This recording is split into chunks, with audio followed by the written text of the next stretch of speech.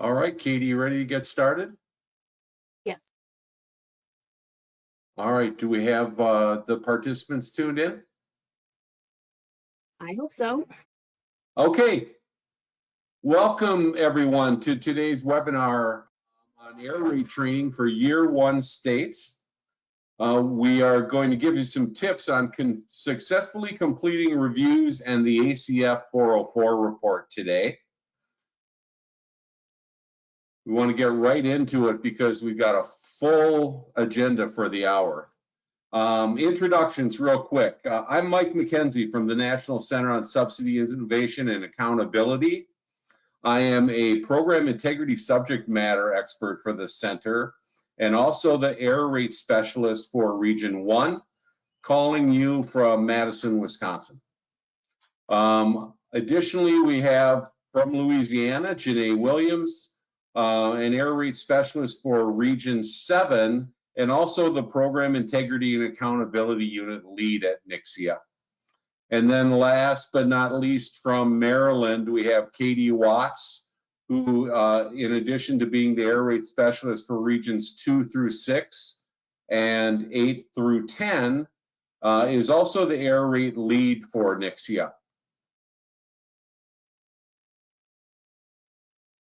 I also want to recognize our federal partners, specifically from the Office of Child Care Central Office, Adi Fatur and Linda Winings, both child care program specialists with the Oversight and Accountability Division. And a shout out to all of those ACF regional office staff that are participating as well today. Thank you for joining us. Let's review today's agenda. First of all, we will cover case record reviews and offer some important pointers for you. We'll follow that up with completing columns 2, 3, and 4 of the record review worksheet, or the RRW as we affectionately call it. We'll talk about additional inquiries and the mid-table. We'll give you some pointers for that. We want to talk to you about completing element 500 of the record review worksheet as well. And then finally, we want to make sure that you understand all of the technical assistance support that is available to help you be successful in your air rate review process. Okay, again, we talked about the fact that most of you that are on the phone today are Year 1 states. And so wanted to quickly review the air rate review timeline for those states. The case review period is October 1st of 2021 through the end of September of 2022.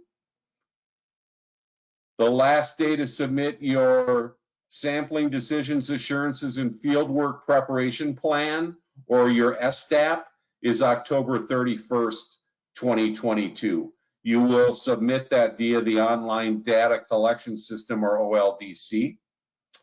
And coming up very soon is the last day to submit your customized record review worksheet.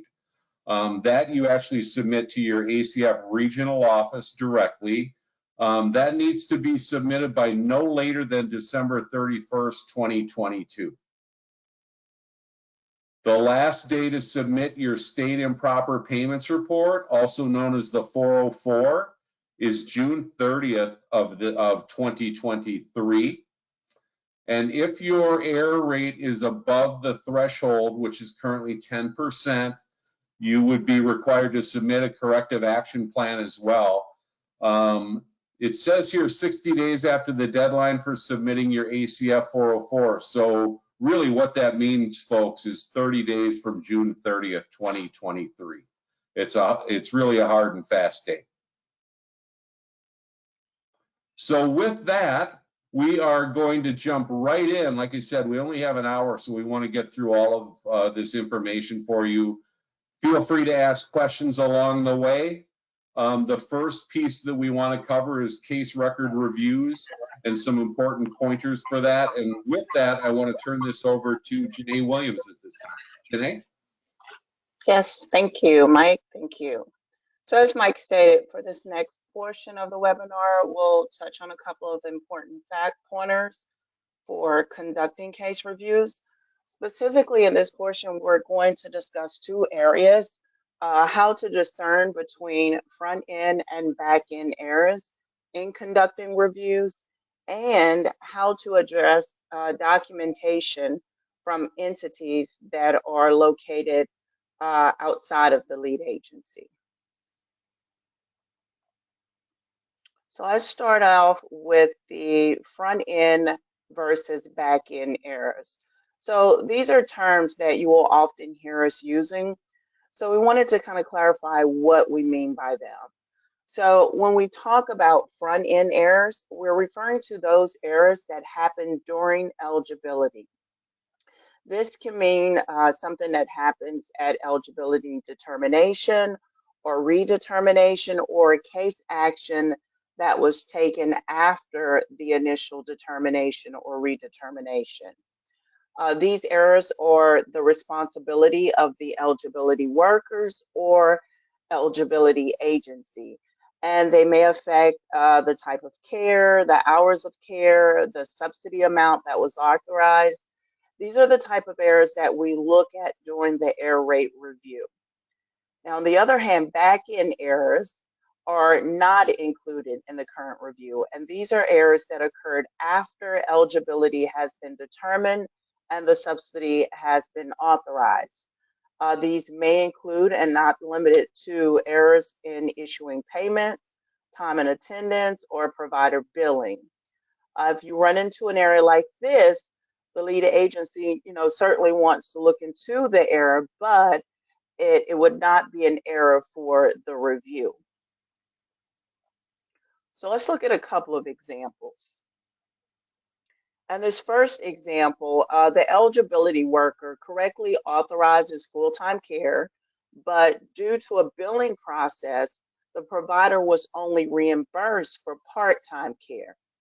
So the question is this a front end or back end error? This would be considered a back end error. The key phrase here is that the eligibility worker correctly authorized the full-time care. To tip you off on this one, for the purposes of the review, and that, well, actually that particular item where the eligibility worker correctly authorized full-time care is the tip-off to indicate that, hey, this is a back-end error, and for purposes of this review, it's not included, right? Because the issue occurred on the back end. Now let's look at one other example here. All right, so in this other example, the family has a co-payment responsibility of $50, but due to an error in the eligibility system, the co-payment was not applied, right? So the question is this a front-end error or a back-end error? This would be considered a front-end error. And this one may be a little less obvious because it seems as if the worker didn't do anything wrong here, but it's still an error because it took place in the eligibility, right? It took place in the eligibility system. So this would be an error for this particular review.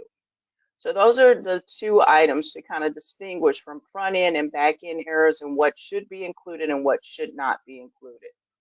So let's switch gears here and let's touch on another topic. Now, we've seen this come up a lot in our joint case reviews, and this is what to do when other entities are involved in the eligibility process. So for many states, parts of the child care eligibility are carried out by a separate entity from the lead agency. For example, provider licensing may be handled by another agency or department. Protective services or TANF may be handled by a different agency. And the agency would submit the referral over to the lead agency, and from there, the child would be considered based on that agency's the outside agency's determination. So in these cases, the worker from the lead agency isn't directly making the eligibility decision. And sometimes we've seen that lead agencies do not have the documentation related to the actions made by the other entity. So by this particular scenario, parts of the record review worksheets cannot be completed. Part of the record review worksheet cannot be completed, and they're just automatically considered not to be an error. However, there are a few things you should keep in mind about this particular situation. First, that the lead agency, the CCDF lead agency, is ultimately responsible for the implementation of the program, including portions that are carried out by others, and written agreements should be between the entities as regulatorily as required federally. Now, the portions carried out by others, with that being said, are still subject to the error rate review process or the error rate review. So what that means for your reviews, in short, is that those conducting the reviews still must demonstrate that the eligibility decisions made by the other entities were correct. So your reviewers should be able to access any of the documentation needed to complete a review for this error rate review process. If you should have any questions or concerns about this, we encourage you all to reach out to your regional office for assistance. And I think we will take a break here and see if there are any questions. I don't see any. You don't? Okay. All right. Well, with that being, I'm sorry. No, I don't see any. Sorry. Okay, good deal. All right. Well, Katie, I will transfer it to you to talk about completing the columns of the record review worksheet. Thank you. Yeah, we will stop a couple more times for questions. So if you do have anything, you can either raise your hand or use the questions box. But at this point, we're going to get into a more detailed demonstration of conducting case record reviews. Specifically, we're going to discuss how to complete columns 2, 3, and 4 of the record review worksheet, elements 100 through 410. I'll show some examples, and there are lots of additional examples in the data collection instructions. I actually did send out a copy of the data collection instructions to everyone who was registered as of a couple hours ago, and those handouts are also available in the handouts box here on GoToWebinar.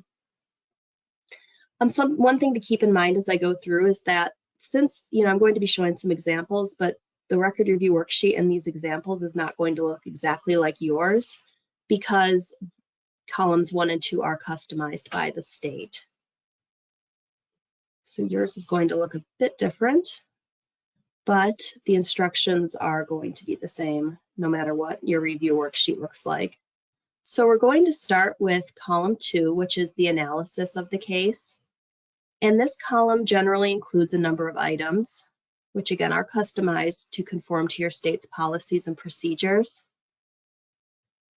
When completing column 2, be sure you answer all the items unless you can't answer because they're either not applicable or because you don't have enough information to answer them. Make use of the comments box if there is something to include in there. So if you can't answer one of the items in the analysis, then you can use the comment box to explain why. And there's some other reasons that I include here. You can describe the error if there is one. You can show your math. For example, if you're calculating a subsidy amount or copay. You can also use your comments box to record documentation that was used to verify that the element met the requirements, or just capture anything else. And finally, make sure you do not include any personally identifiable information or PII in column 2 or anywhere else on your worksheets for that matter.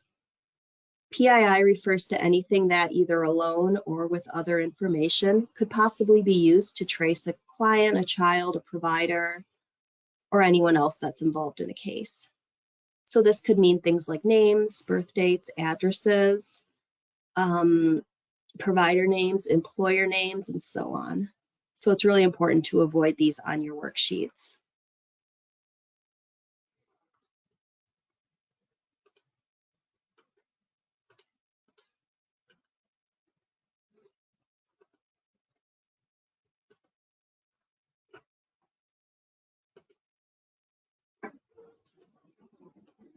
All right, one moment.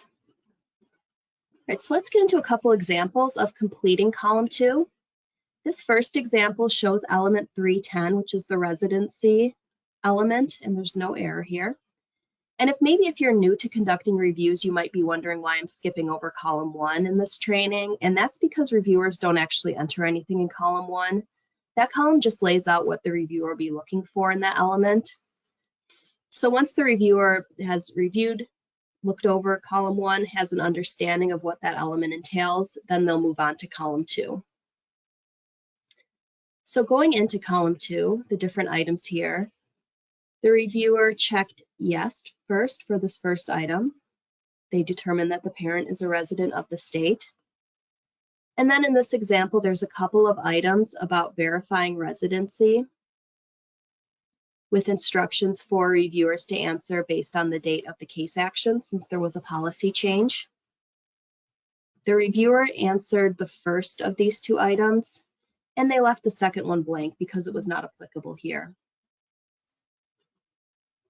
The reviewer used the comment box to record the documentation that was reviewed to verify residency.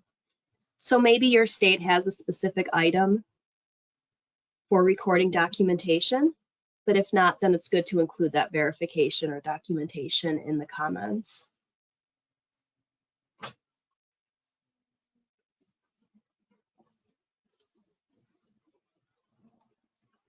So here's another example.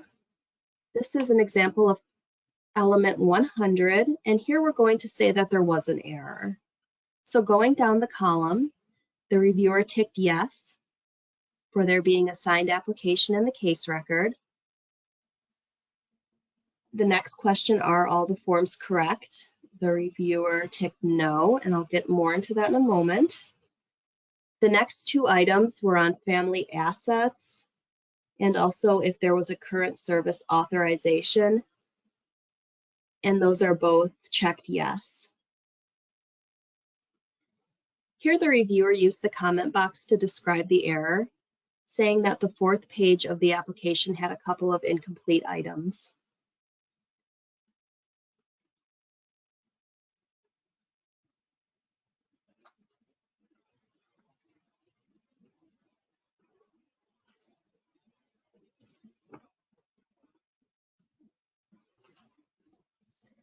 Now let's move on to column 3. In column 3, the reviewer summarizes the findings from column 2. No new information should be presented here. We're just summarizing what we would already know.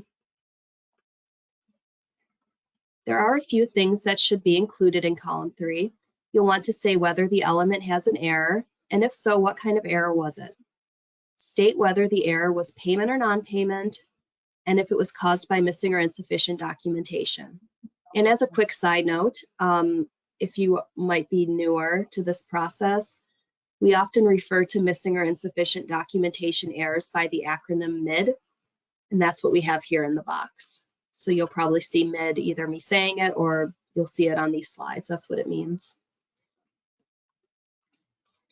You can provide some more information about the nature of the error in column 3, but try to keep it concise and again, don't present anything new. The column should never be left blank, even if there was no error. If there was no error, I'll show you on the next slide, you can just state that in column 3. You don't need to say anything more than that, but again, it should not be left blank.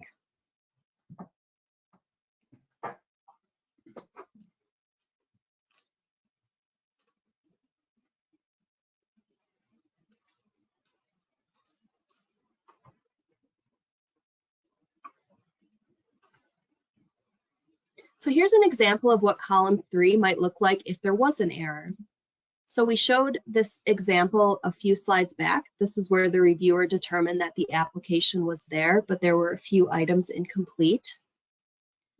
In this state, and we always acknowledge that error definitions do differ from state to state, but here this was considered to be an administrative error.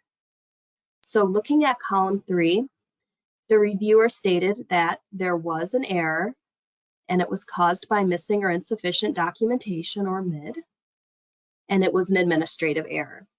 And there's also a few words here about the cause of the error, that some items on the application were incomplete. So this is perfect for what we would want to see in column 3, where there's an error.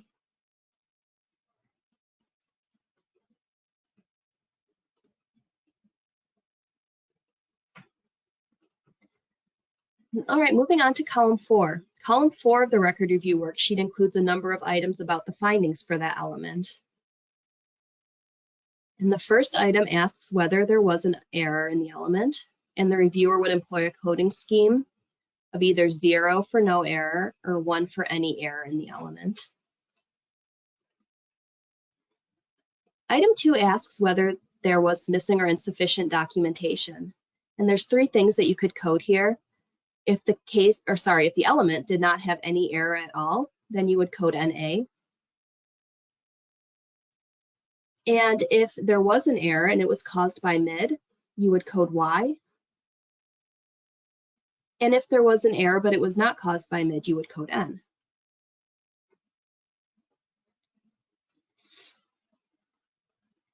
And the final item here in column 4 is 2A, and you would find this only in, well, you wouldn't find it in element 410. It's only in 100 through 400. And this one you actually would leave blank if you entered NA or N for the previous item, item 2. You're only going to complete it if you answered Y for item 2. So if there was a mid error, that's when you're going to be completing item 2A. So if there was a mid error and it would result in an improper payment, and again, that's going to be kind of dependent on your state's policies and error definitions, then you'd code Y here. If there was a mid error, if there's a mid error, but it was administrative, then you would enter N here. So let's show a couple of examples to illustrate this, how you'd complete this. So our first example is an element that did not have an error. And going over to column 4, the first item was coded as 0 because there was no error. And the second item is coded as NA. That item is not applicable because there was no error in the element. Because item 2 was not coded as Y, the reviewer leaves 2A blank.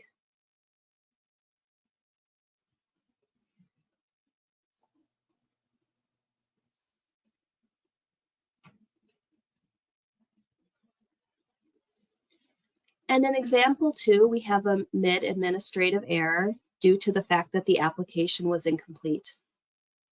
So looking at column 4, item 1 was coded as 1 because there was an error in the element. And item 2 was coded as Y because that error was caused by missing or insufficient documentation. Because item 2 was coded as Y, the reviewer would go ahead and answer 2A. This was an administrative error. It was not a potential improper payment error. So item 2A was coded as N.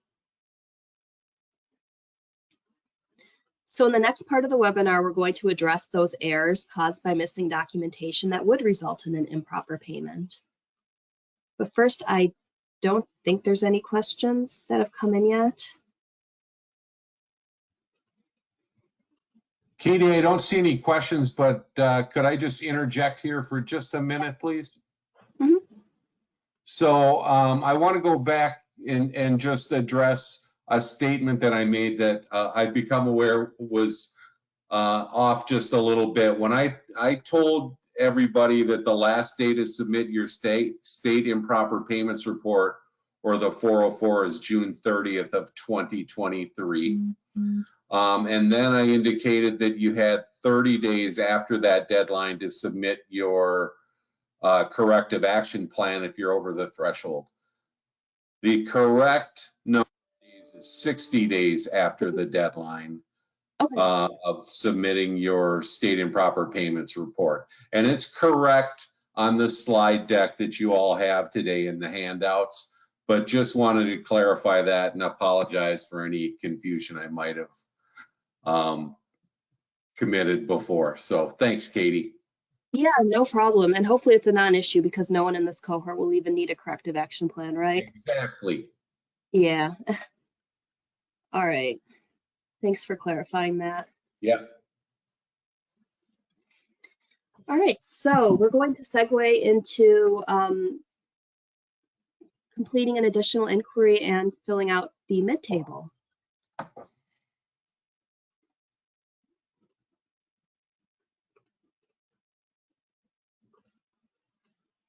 So to start, I want to take a moment to give a crash course on the different types of errors that we'll look at in this review.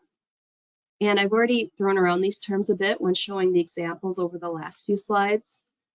But when a case file has an eligibility error, it falls into one of two categories. There are those that are caused by missing or insufficient documentation. And then there are the non-mid errors.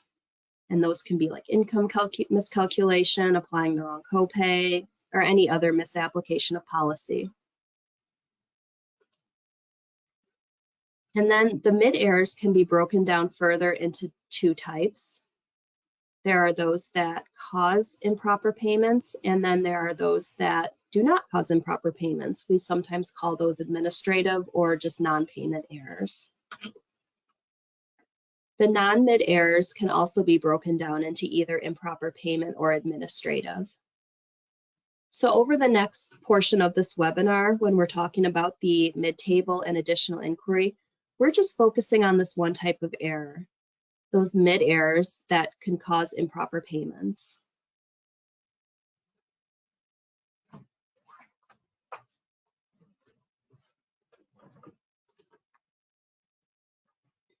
So what do we mean when we talk about the additional inquiry? If you were involved in the error rate review last cycle, this might ring some bells, or this is probably a refresher for you. But basically, it's a process by which you can possibly mitigate some of your potential improper payment errors that are caused by mid. You can do this if you're able to show that despite the fact that there was missing information, the child was ultimately eligible for services. So that's the additional inquiry, and we'll get more into this in a minute. But I also wanted to address what is the mid-table. And the mid-table is a part of the record review worksheet. In the template, it shows up kind of between, it's actually between elements 410 and 500 if you're looking at the record review worksheet template. And this is where the reviewer records some data on mid potential improper payment errors, regardless of whether an additional inquiry was conducted. The table, as you can see with these rows, it's broken down by element. So if you don't have any mid potential improper payment errors, this table is going to be blank for that case.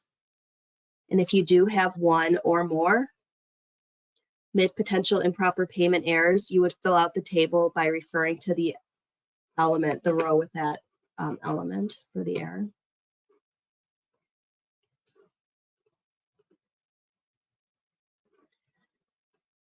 So there are a number of steps to the additional inquiry and the mid-table.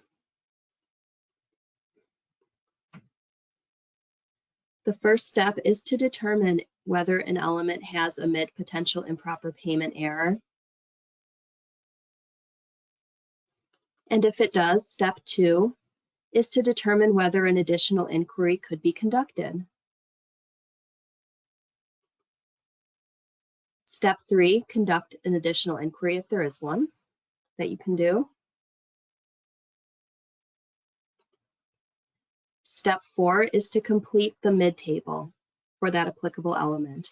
And this is, like I said, this is done for any mid potential improper payment error, regardless of whether an additional inquiry was conducted. And then the last step would be to go back to that element and update with any new information that was found through an additional inquiry. So I'm going to go through each of these 5 steps since I went through them kind of quickly here. We'll go through them in some more detail.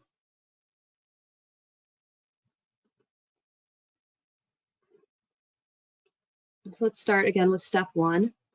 This is to determine if the element has a potential improper payment error caused by missing or insufficient documentation. And here is where it's really important for reviewers to have a consistent understanding of your policies and procedures and your error definitions. So what would make a case ineligible versus what would just be considered an administrative error? So to illustrate this point, I have an example on the right. While reviewing element 400, the reviewer discovered that hard copies of the pay stubs were missing from the file. However, the income information was available in the state's system.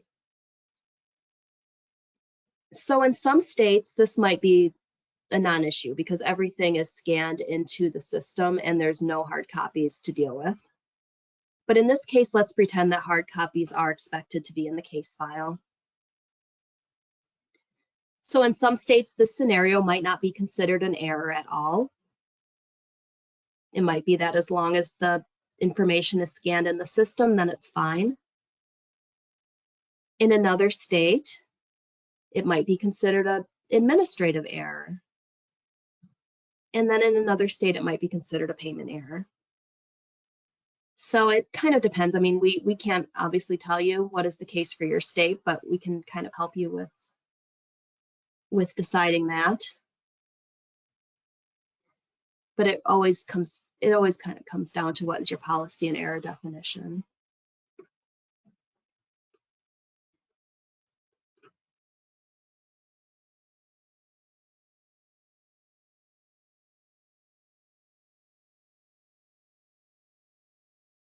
Here's a few examples on deciding if something would be a mid-potential improper payment error.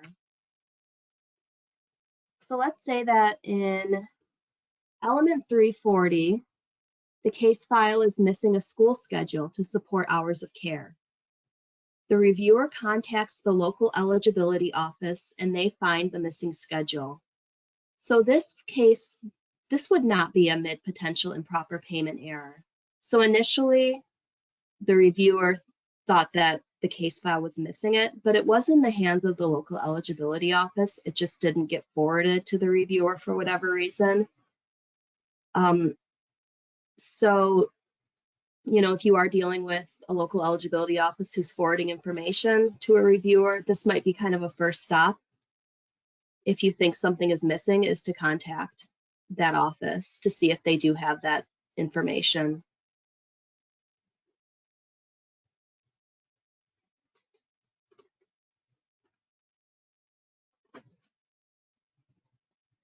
Great. What about this second example? In element 100, the application's missing a signature. And according to the state's policy, the missing signature would not result in an improper payment. So this is also not a mid-potential improper payment error. Again, if your state's policies are different, if that missing signature is something that would result in an improper payment, then we would look at it differently. But since in this example, it's not an improper payment, then no, it would not be a case where the mid-table would need to be completed.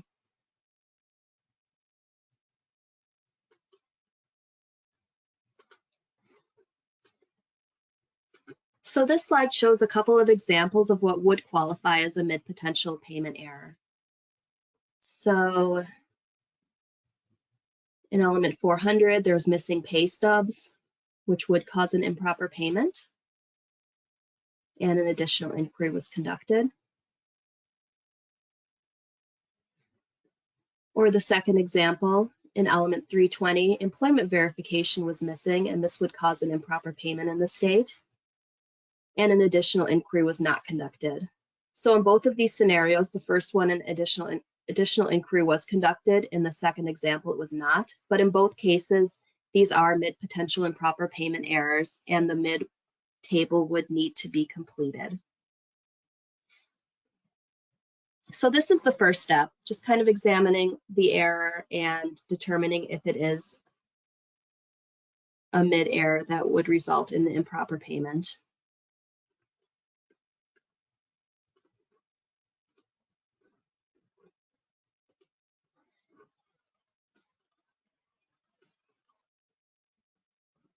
So let's look at an example. Let's say that while reviewing element 320, it was determined that there was a mid potential improper payment error.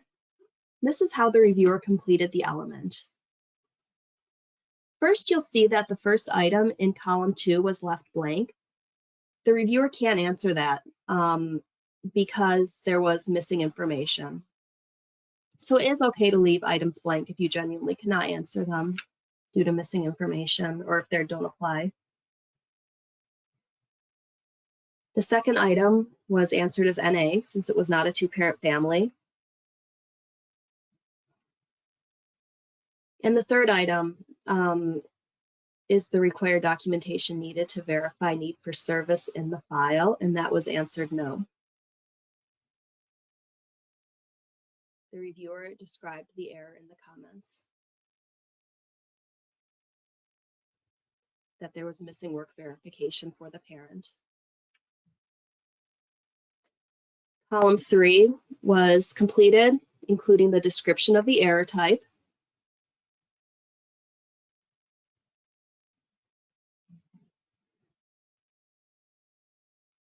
And then let's take a quick look at how column 4 was completed. Item 1 in column 4 was coded as 1 for error. Item 2 was coded as Y for missing documentation. And 2A was also coded as Y.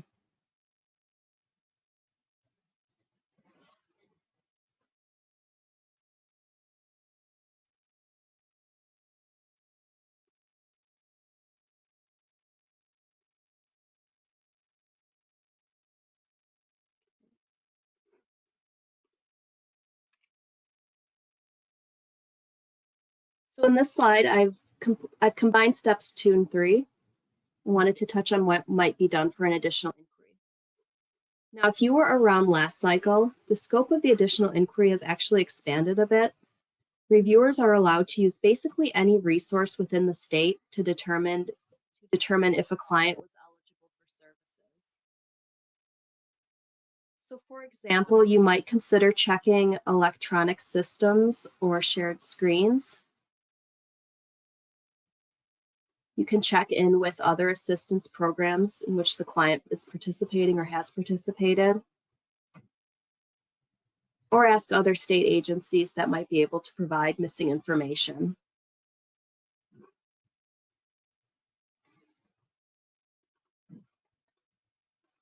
As I mentioned a couple slides back, contacting local eligibility offices to see if they have the missing documentation, you can do that, that's allowed, but that's not considered an additional inquiry.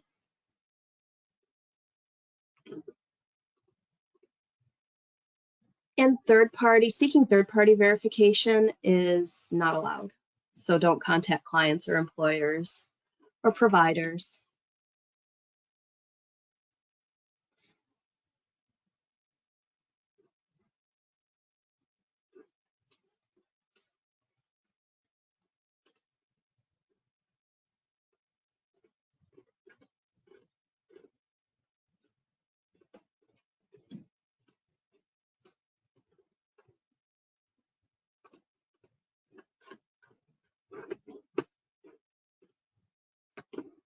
I did get one report that my voice was going in and out a bit. So if it continues, let me know. I can always try switching to my phone.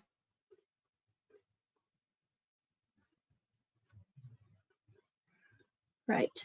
So step 4, and this again is what you're going to need to do whether you have one or more errors, mid errors with a potential improper payment, regardless of whether you've done an additional inquiry. In this example,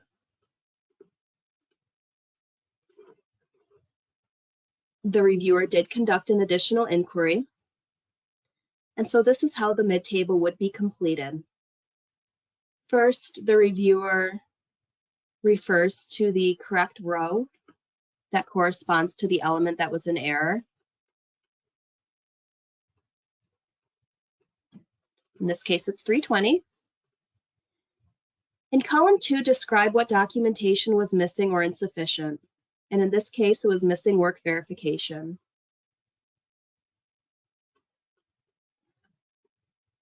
In column 3, enter the dollar amount of the potential improper payment. And in most cases, this is going to be equal to the sample month payment amount. Sometimes we see like partial improper payments, and that's fine, but usually it's a total overpayment.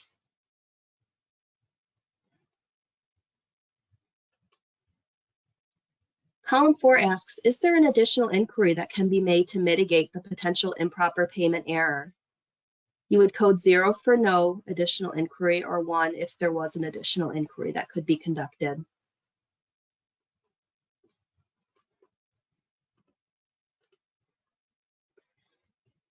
If you've determined that there is no additional inquiry that could be conducted, then you'd want to complete column 5 here. Just describe why not. Just a few words or a sentence is fine. If there was no additional inquiry, then you're done. You don't have to complete columns 6 through 9. If you did do an additional inquiry, this is left blank, this column 5, but then you would go on to complete 6 through 9. In column 6, describe what you did for the additional inquiry. In this case, they contacted the TANF agency. In column 7, here you would code 0 or 1 based on whether the additional inquiry was successful, if the improper payment was mitigated.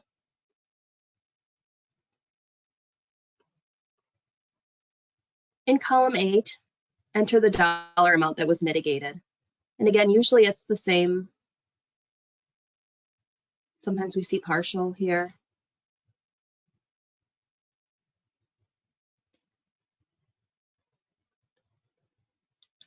And then finally, in column 9, if you completed an additional inquiry, you would describe how the state determined whether or not the potential improper payment could be mitigated. So in this case, the TANF agency provided proof of employment. If an additional inquiry was completed but it was not successful, then you might say something like the TANF agency was not able to provide proof of employment. And we're not going to discuss this today in the interest of time, but if you happen to have a case that has more than one mid-error with a potential improper payment, then you would need to complete the rows for each of those errors. And also you're going to, regardless of how many errors there are, you need to complete the totals row at the bottom here. And again, we're not going to really get into that today, but the data collection instructions does walk through how to do that and contains some examples. And if you need any other assistance with completing the mid-table, of course, you can always reach out to us for technical assistance.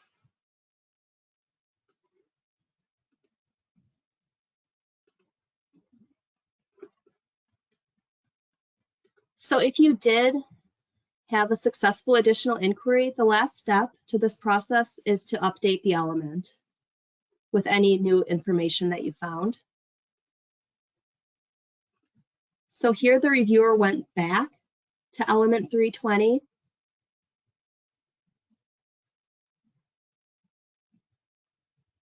and indicated that yes, the parent did meet a need for service.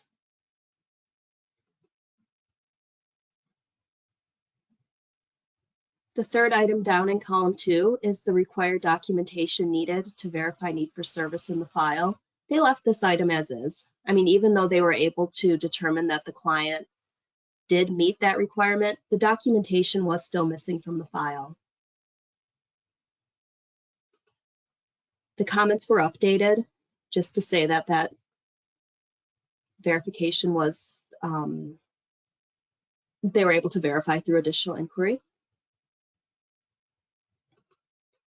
Column 3 was also updated.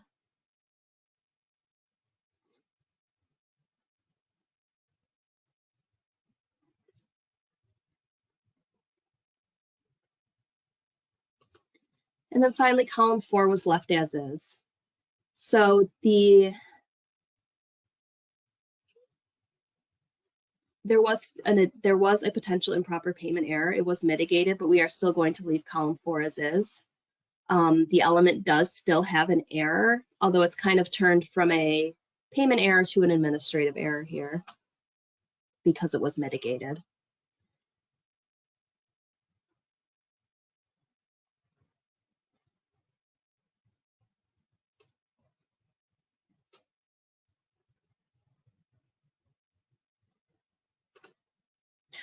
right, so that's a lot of information about the additional inquiry. I think there was a question that came in. Let me take a look.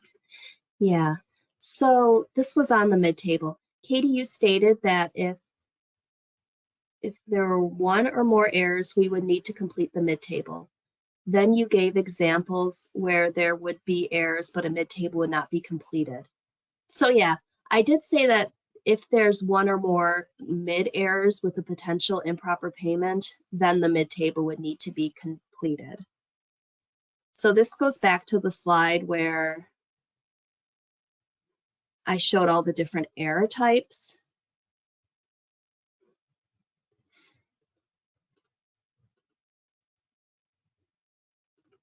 Let's see. The slide where I went through all the different error types. If there's more than one error in it, or one error in the case, or more than one error in the case, but none of them are caused by mid and could potentially result in an improper payment, then the mid-table would not be completed. It's only completed for those errors that are caused by mid and could result in an improper payment. So sorry if that was a bit, yeah, you're welcome, Teresa. Sorry if that was a bit unclear. And I do also see a hand raised, Lily Guyton Wallace. I'm going to unmute you if I can. No, I can't unmute you. If you want to unmute yourself, go ahead. I just had a question, and maybe I have to look at the the record review tool again. I thought I heard you say that the mid-table was before element 500. Is that how it's placed in the tool? That's how it should be placed in the tool? That's how it is on the template. I know in some states, especially if they have a automated tool, the mid-table sometimes shows up like at the end, and that's fine. It just kind of depends how your state has set up your tool. Oh, But if you're okay. looking on the template, it's between 410 and 500. Okay. All right. Thank you. You're welcome.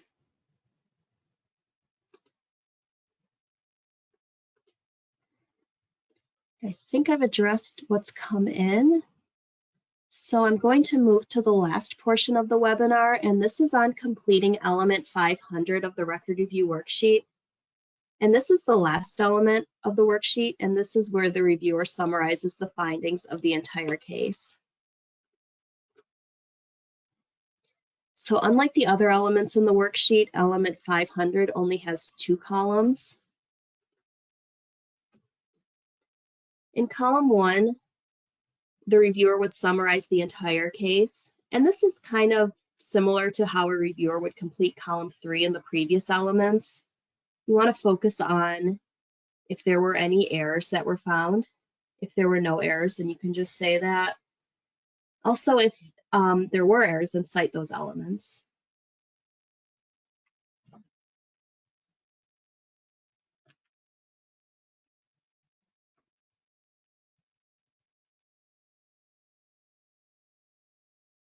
Column 2 of element 500 includes a number of items, some of which the reviewer will have to use a coding scheme again.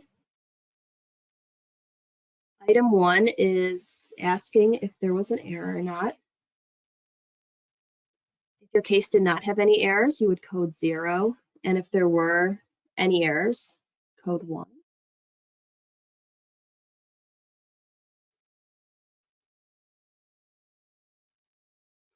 Item 2 is titled Missing or Insufficient Documentation.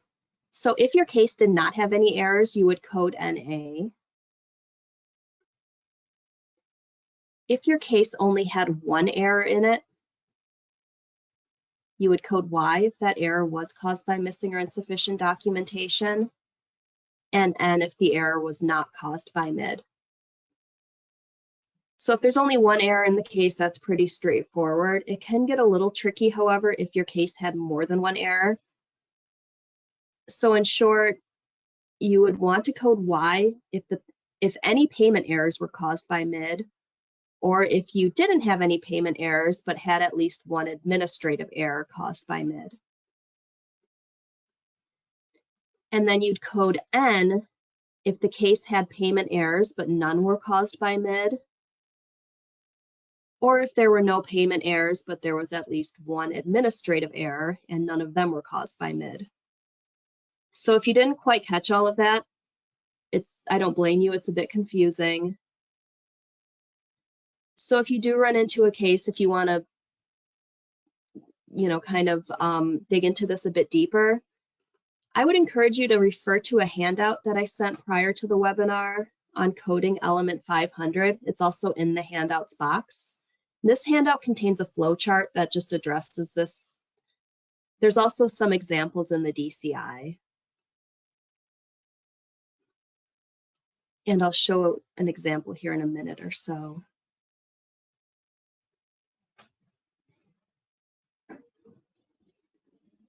But it's basically like a hierarchy where the payment errors take kind of priority over the non-payment errors.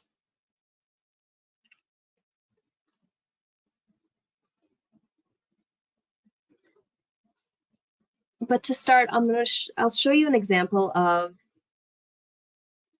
a case where there were no errors. So this is going to be straightforward. There's no errors. You can just say that in column 1 of element 500. And in column 2, those first two items would be coded 0 and NA respectively. And I'll get into the rest of the items in column 2 in a moment, kind of breaking this down step by step.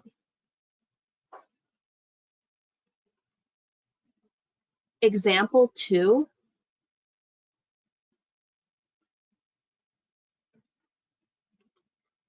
Let's start in column 1. So here, the case file was missing required residency verification, but it was mitigated using the additional inquiry, and the mid table was cited here. Since it was mitigated, there was no improper payment, and no other errors were found in the case. So because that potential improper payment error was mitigated, it turned into an administrative error. So that's why this case summary starts out with mid administrative error.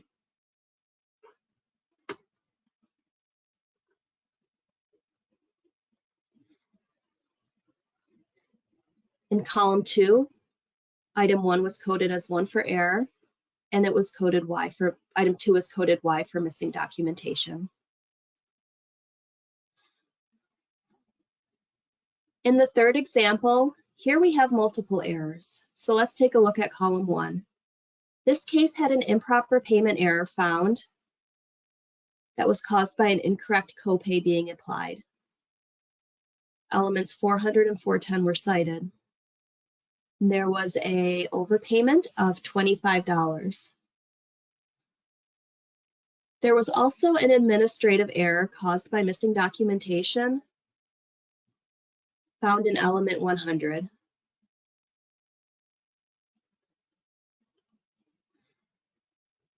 Item 1 in column 2 was coded as 1, and item 2 was coded as N. And that is because, and again, going back to kind of that hierarchy I mentioned a couple of slides back, when there's multiple errors, the payment error was not caused by MID. The payment error was a non-MID error, so this is going to be coded as N.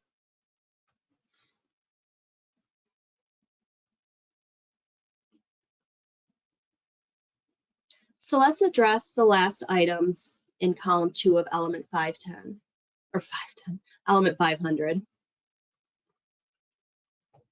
There's a series of items 2A through 2E, and these are all concerning the mid table and the additional inquiry. And I'm not going to read all of this right now. I'll show you the examples, but basically all of the information that you get from 2A through 2E can be pulled from the mid table.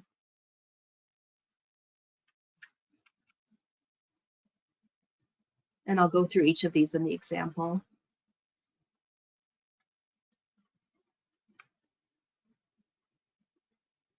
Item 3 in column 2 of element 500 is asking if there was an overpayment or underpayment. Code NA if the case did not have an improper payment, Code O if the case had an overpayment, and U if the case had an underpayment. Item 4 asks the total amount of any improper payment. And then the last item, 5, is asking for the total payment amount for the sample month. So let's go back to the few examples that I showed in the last few slides and finish those. First example shows a case where there were no errors. Because there were no errors, there were no mid potential improper payment errors. 2A through 2E can just all be, you can just enter 0 for all of those.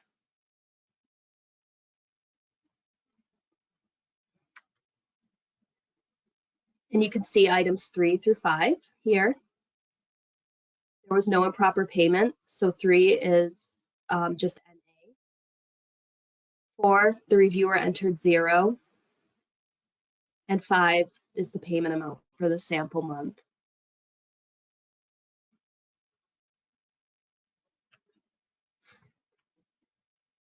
Here's the example where there was an additional inquiry that was conducted. 2A for the number of mid potential improper payment errors identified. This was 1.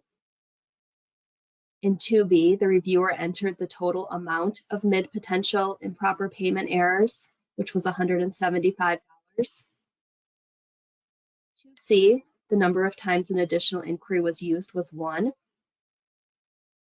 2D, the number of times the additional inquiry mitigated the potential improper payment error was 1. And the total amount of improper payments mitigated was 175. So basically, anytime that a mid table is completed, you're going to need to complete these items 2A through 2E, regardless of if additional inquiry was completed.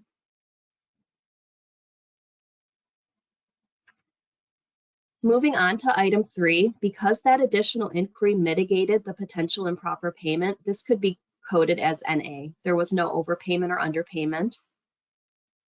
Item 4, there was no improper payment, so that's $0. And then the reviewer entered the total payment amount for the sample month. In the third example, here we did have an improper payment. There were actually 2 errors in the case. One was an improper payment error and one was an administrative error.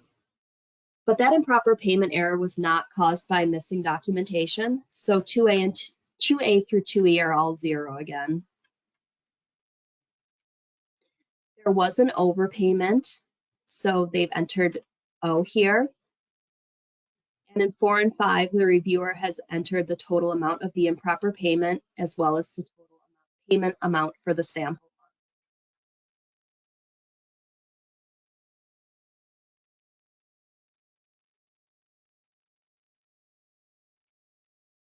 I don't see any other questions that have come in. If you do have anything, I know we only have a few minutes left. There is an evaluation that will pop up as you close out from GoToWebinar. So if you do have any other questions, you can enter them in there and we'll follow up with you after the webinar. A couple of areas of TA support that we can offer.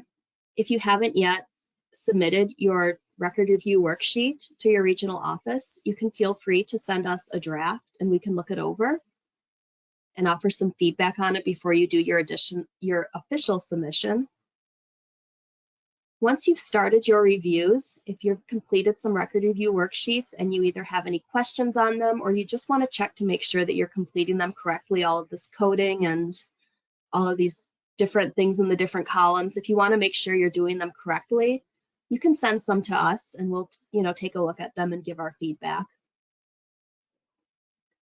Once you've completed a portion of your case reviews, about 2 to 3 months, 3 months worth, we'll hold a joint case review, and that's where you meet us on GoToMeeting. You'll meet with central and regional offices and TA, and you'll review a portion of your completed worksheets.